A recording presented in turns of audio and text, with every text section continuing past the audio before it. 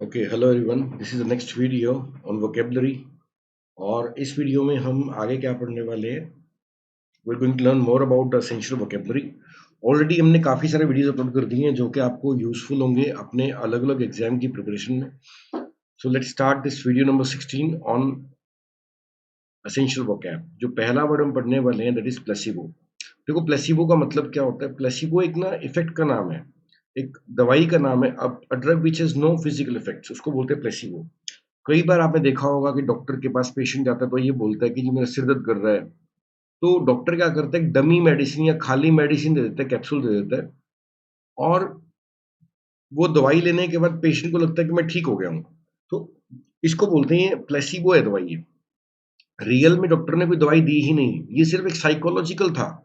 Patient को ये हो गया कि जी मेरे को दवाई मिल गई है, मैं ठीक हो गया हूँ। तो इस इफेक्ट का नाम है प्लेसिबो इफेक्ट। और इस दवाई को क्या बोलते हैं, प्लेसिबो बोलते हैं। क्या बोलते हैं, प्लेसिबो।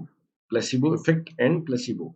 नेक्स्ट हमारा वर्ड है साइड इफेक्ट। देखो, कोई भी हम दवाई वगैरह लेते हैं तो किसी को एलर्जी हो जाती है, किसी को अलग अलग तरह के ना रिएक्शन होते हैं बॉडी के अंदर। तो कई बार वो सेट नहीं होते हमारे को, उनको क्या बोलते हैं, साइड इफेक्ट्स है। Extra usually bad occurrence caused by taking a drug. इसको क्या बोलते हैं, जो हमें जब कोई दवाई वगैरह खाने के बाद कोई इन्फेक्शन हो जाए, जैसे खारिश हो सकती है, खांसी हो सकता है, ठीक है ना, कफ हो सकता है, कुछ भी इन्फेक्शन, बुखार हो सकता है, तो ये क्या साइड इफेक्ट्स है दवाई के। प्रूफ, प्रूफ का मतलब क्या होता है, सबूत, है ना। जब हमें कोई भी चीज करनी है ढंग से, तो हमारे को क्या मानते हैं, उस चीज का प्रूफ चाहिए होगा, रिजल्ट्स, ठीक है ना, to show particular result after particular period of time. किसी भी पीछे के कारण कह सकते हो आप, प्रूफ होते हैं, सबूत होते हैं एक तरह से। एक्सपेरिमेंट आपको पता ही है, देखो कुछ भी मतलब कि a test done in order to learn something और to find out whether something works or is true. कि जब हम कुछ करते हैं ताकि कुछ सीख सकें, हम बार-बार एक्सपेरिमेंट्स करते हैं तो उनको क्या कहते हैं, एक्सपेरिमेंट्स बोलेंगे। नेक्स्ट हमारा वर्ड क्या है, जेने या जीन्स। देखो, जीन्स का मतलब है हमारा डीएनए, ठीक है ना। देखो, जैसे भी आपको बोलते हैं आपके डीएनए के अंदर आपकी सारी इंफॉर्मेशन स्टोर्ड है, ठीक है ना। तो a part of DNA in a cell which contains information in special pattern received by each animal, ठीक है ना, और प्लांट इट्स पेरेंट्स। मतलब एक डीएनए का एक सेल, यहाँ पे सारी इंफॉर्मेशन स्टोर है, उसको क्या बोलते हैं, जीन्स बोलते हैं। नेक्स्ट हमारा वर्ड है जेनेटिक इंजीनियरिंग। देखो, जेनेटिक इंजीनियरिंग का मतलब क्या है, अपने जीन्स को चेंज करना, मॉडिफाई करना की जो इंजीनियरिंग है उसको क्या बोलते हैं, जेनेटिक इंजीनियरिंग बोलते हैं। नेक्स्ट हमारा वर्ड है जेनेटिकली मॉडिफाइड। देखो, जब इनको क्या बोलते हैं, जीएमओस, जेनेटिकली मॉडिफाइड ऑर्गेनिजम्स। देखो, अगर हम किसी प्लांट के या किसी एनिमल के कैरेक्टरिस्टिक चेंज कर दें, उसकी जीन्स चेंज करके जो नए प्लांट्स बनेंगे, जो नए एनिमल्स बनेंगे, they are called GMOs, genetically modified organisms. काफी इंपॉर्टेंट वर्ड है। नेक्स्ट हमारा वर्ड देखते हैं क्या है, क्लोन। क्लोन का मतलब होता है which is the same gene, जिसके जीन्स सेम है। जैसे देखो, ये दोनों के दोनों क्या है, क्लोन्स हैं। इन दोनों के जीन्स क्या है, सेम है, इनका बेसिक कैरेक्टरिस्टिक क्या सेम है, तो ये क्या क्लोन है। नेक्स्ट हमारा वर्ड देखते हैं क्या है, जियो इंजीनियरिंग। देखो, जियो का मतलब क्या है, देखो जियो का मतलब होता है पृथ्वी, और इंजीनियरिंग का मतलब है विज्ञान कह सकते हो। सो अर्थ के क्लाइमेट सिस्टम की जो इंजीनियरिंग है, ताकि जैसे कि ग्लोबल वार्मिंग, इसको हम कम कर सकें, इसको क्या बोलते हैं, जियो इंजीनियरिंग बोलते हैं। जियो का मतलब क्या होता है, अर्थ, और इंजीनियरिंग का मतलब एक तरह से कंट्रोल करना। तो जो पूरी दुनिया के क्लाइमेटिक कंडीशंस को कंट्रोल करना, this is geo engineering. Next हमारा वर्ड है साइबर। साइबर इंडिकेट करता है इंटरनेट को, ठीक है ना, related to computer and internet. Cyber crime आप देखते हो, यानी कि इंटरनेट पे होने वाला क्राइम। साइबर कैफे, ठीक है ना, साइबर कैफेज होते हैं, is a place way you can buy drinks and use computer at the same time. जहाँ पर आप इंटरनेट कैफे पे जाते हो वो साइबर कैफेज है। नेक्स्ट हमारा वर्ड है हाईटेक। हाईटेक का मतलब है कि काफी एडवांस या मोस्ट एडवांस या डेवलप्ड मशीन्स एंड मेथड्स। सबसे एडवांस जो मशीन्स होती हैं, they are called hi-tech. Next हमारा वर्ड क्या है, थ्योरी। देखो, थ्योरी तो आपको पता ही है, कई काम हम बुक्स में से पढ़ते हैं और कई काम हम अपने हाथों से करते हैं। जो केवल पढ़ने में है, मतलब वो क्या थ्योरी है, और जो करने में है वो क्या प्रैक्टिकल है। नेक्स्ट आपका वर्ड है आर्ट्स। देखो, आर्ट्स में क्या क्या आ जाता है, देखो इंसान डिफरेंट आर्ट फॉर्म्स क्रिएट करता है, जैसे कि विजुअल, लिटरली, म्यूजिक की फॉर्म में, ठीक है ना, डांस की फॉर्म में, तो ये सब क्या आर्ट्स को बताता है। नेक्स्ट हमारा वर्ड देखते हैं क्या है, कल्चर। कल्चर का मतलब है कि एक जगह के रहने वाले जो लोग हैं, उनका कैसा नॉलेज है, वे ऑफ लिविंग कैसा है, वैल्यूज़ कैसी हैं, बिलीफ सिस्टम कैसा है, एटीट्यूड कैसा है उनका, तो ये सब मिलाकर क्या बनता है, कल्चर बन जाता है। ठीक है ना? तो कई लोगों का एक ग्रुप का कह सकते हो जिनका रहने का कल्चर, रहने का तौर तरीका क्या है, उसका कल्चर है। नेक्स्ट हमारा वर्ड है, जैसे आप देख सकते हो, हर एक मतलब जितने भी लोग हैं, हर एक का अपना-अपना क्या कल्चर है, अपना-अपना रहने का तरीका है, अपना हर एक के अपने जीन्स हैं, अपने कैरेक्टरिस्टिक्स हैं। क्रिएटिव, देखो ये एडजेक्टिव है क्योंकि लास्ट में क्या आ गया, आईवीई आ गया। हमें ये मालूम है किसी वर्ड के लास्ट में अगर आईवीई आएगा, इसको क्या बोलते हैं, they are adjectives, they are adjectives. अगर किसी वर्ड के लास्ट में आपको लिखा मिले आईवीई, दे आर एडजेक्टिव्स, तो क्रिएटिव क्या होता है, जो क्रिएट करने वाला है इज क्रिएटिव। जैसे कई लोग बड़े क्रिएटिव होते हैं, उनकी इमेजिनेशन पावर बहुत स्ट्रांग होती है, so creative. Next is classical. Classical एक तरह का म्यूजिक कह सकते हो आप, ठीक है ना? जो ट्रेडिशनल म्यूजिक है और जिसकी वैल्यूज काफी पुरानी है, उसको क्या बोलते हैं, क्लासिकल, या बहुत पुराने म्यूजिक को कह सकते हैं क्लासिकल म्यूजिक है। नेक्स्ट हमारा वर्ड है म्यूजिकल। म्यूजिकल का मतलब म्यूजिक से जुड़ा हुआ, यानी कि संगीत से जुड़ा हुआ क्या होता है, म्यूजिकल होता है। नेक्स्ट हमारा वर्ड क्या है, थिएटर। थिएटर तो आपको पता ही है, a building room or outside structure with rows of seats, each row usually higher than one in the front. Theatre तो आप गए हुए हैं, आपको मालूम है थिएटर इसको बोलते हैं। परफॉर्मेंस, जो भी एक्शन हो रहा है, चाहे वो डांसिंग का है, चाहे वो सिंगिंग का है, चाहे वो एक्टिंग का है, उसको क्या बोलेंगे, परफॉर्मेंस बोलेंगे। और परफॉर्मेंस का एक नाउन है, क्योंकि किसी वर्ड के लास्ट में एएनसीई या ईएनसीई लिखा मिले, they are nouns by nature, they are nouns. Okay, next हमारा वर्ड है फेस्टिवल। फेस्टिवल का मतलब त्योहार होता है, ठीक है ना? त्योहार है, दीपावली इज अ फेस्टिवल, ठीक है ना? तो नेक्स्ट वर्ड देखते हैं हमारा, एग्जीबिशन का मतलब होता है प्रदर्शनी, जहाँ पे एग्जिबिट किया गया है, प्रदर्शनी की गई है, उसको क्या बोलेंगे, एग्जीबिशन। एग्जीबिशन इज नाउन, क्योंकि यहाँ पर क्या है, आई ओ एन आ रहा है। किसी भी वर्ड के लास्ट में आई ओ एन आएगा, ये क्या होगा, they are nouns. So an event at which objects such as paintings are shown to the public. Public को दिखाने के लिए जब हम कोई चीज़ डिस्प्ले करते हैं, इट्स कॉल्ड एग्जीबिशन। नेक्स्ट है स्कल्पचर। स्कल्पचर का मतलब होता है, देखो कोई मूर्तिकारी करना, जैसे आप देख सकते हो ये स्कल्पचर है। नेक्स्ट हमारा वर्ड है एब्स्ट्रैक्ट।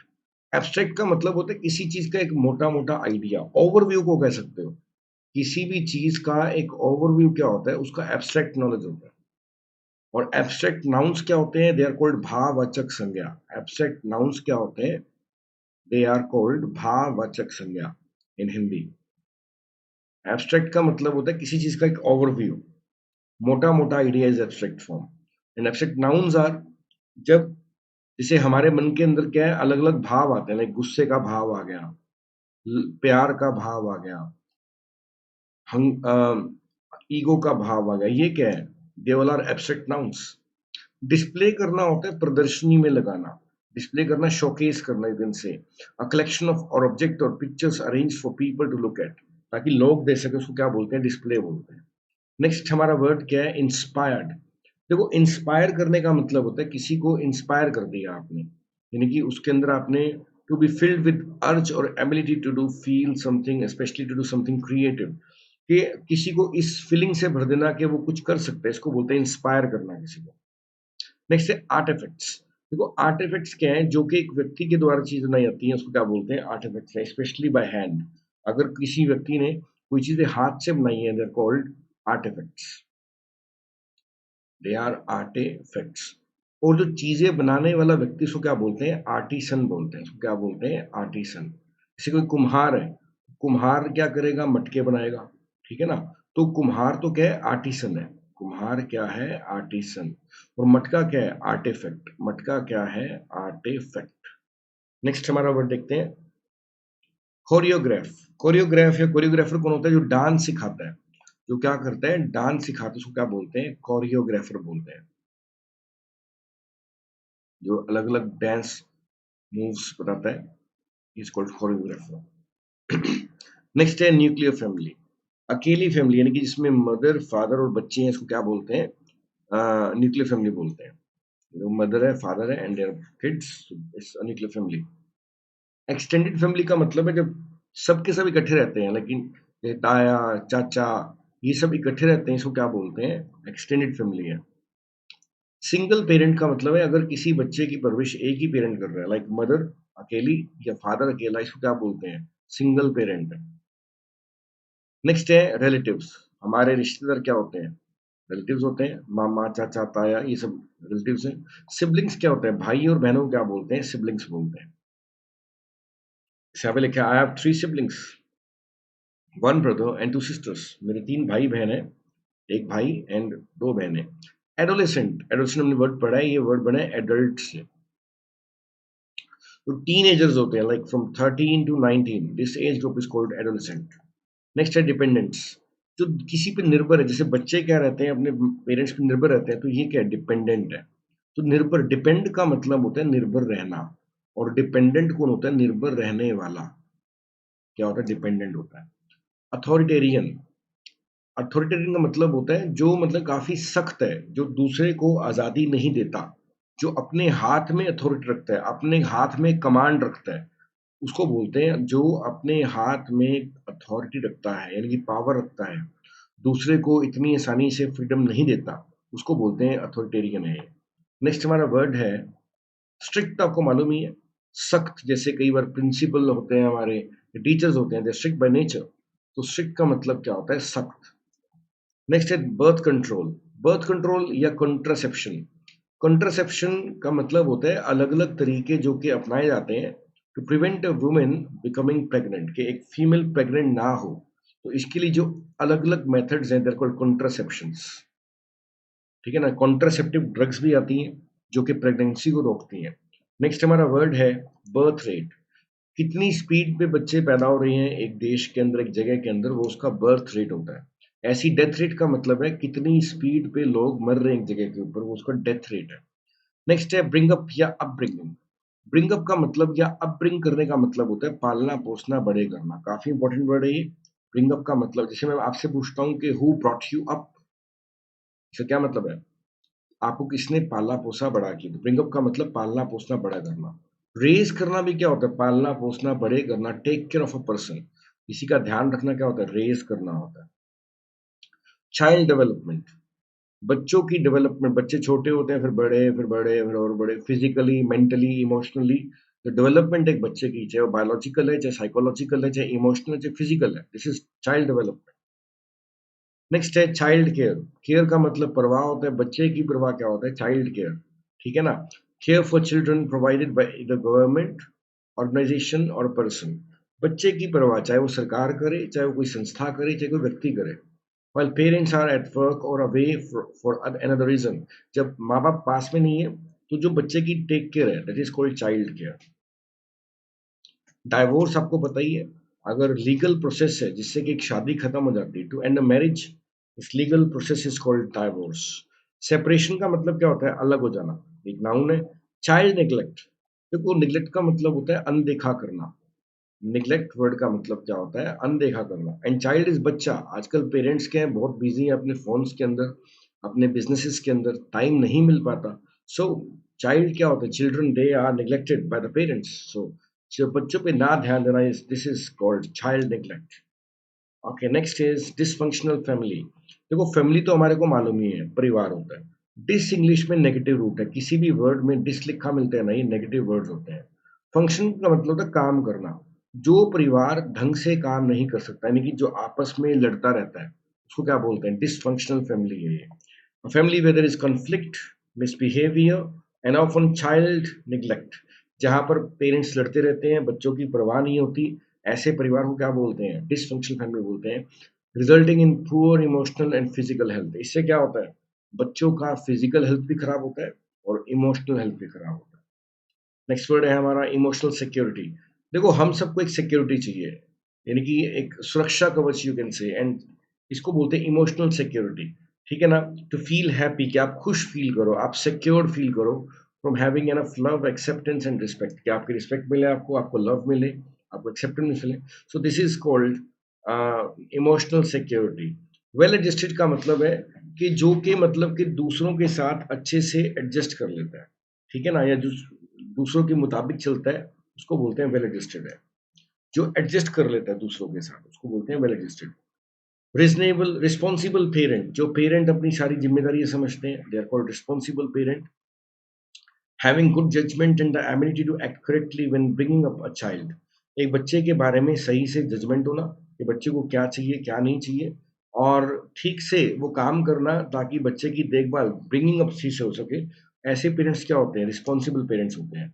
नेक्स्ट हमारा वर्ड है फॉर्मेटिव। Formative years. पहली बात तो ये एक एडजेक्टिव है क्योंकि लास्ट में आई वी ई आ गया। किसी वर्ड के लास्ट में आई वी ई आ गया, they are adjectives, they are adjectives. And formative यानी कि जब फॉर्मेशन हो रही है, फॉर्मेशन का मतलब क्या है, एक तरह से डेवलपमेंट आप ऐसे हो।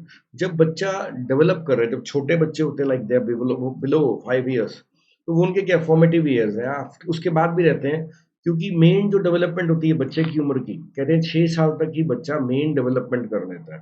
तो जब तक, चाहे वो इमोशनल हो, चाहे फिजिकल हो, चाहे मेंटल हो, तो ये जो बिगनिंग के ईयर्स जब एक बच्चा डेवलप कर रहा है, they are called formative years. Next हमारा वर्ड है अडॉप्शन। किसी को अडॉप्ट कर लेना। जैसे आपने देखा है कि कई पेरेंट्स क्या करते हैं, दूसरे बच्चों को अडॉप्ट कर लेते हैं। Taking on the legal responsibility, legally जब हम किसी की जिम्मेदारी संभाल लेते हैं, parent of child that is not one's biological child. वो उनका बायोलॉजिकल बच्चा नहीं है, कि उन्होंने पैदा नहीं किया और कोई और है उसको संभालने की सारी जिम्मेदारी ले ली। इसको बोलते हैं अडॉप्ट कर लेना। नेक्स्ट है फॉस्टरिंग। का मतलब होता है पालना पोसना, बड़े करना, वही दूसरे की जिम्मेदारी संभाल लेना, but without legally adopting the child. लेकिन आपने अडॉप्ट नहीं किया, आपने जिम्मेदारियां ले ली हैं। इसको क्या बोलते हैं, फॉस्टर करना। नेक्स्ट हमारा वर्ड है नर्चर। करना होता है केयर करना, संभाल करना। जैसे यहाँ पे देखो प्लांट्स दिखा रखे हैं और ये नर्चर किया जा रहा है इनको। संभाल करना, परवाह करना, ये क्या होता है, नर्चर करना होता है। Over protective parents. देखो यहाँ पर वर्ड जो है ओवर प्रोटेक्टिव, ये क्या है, एक एडजेक्टिव है, protective. Okay, word here is over protective, protective. Protection का मतलब होता है दूसरे की, मतलब के प्रोटेक्ट करना, प्रोटेक्टिव।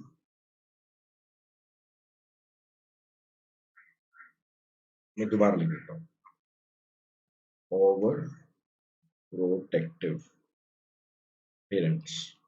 देखो, कई पेरेंट्स अपने बच्चों को बहुत ज्यादा प्रोटेक्शन देते हैं, बहुत ज्यादा ख्याल रखते हैं, ठीक है ना।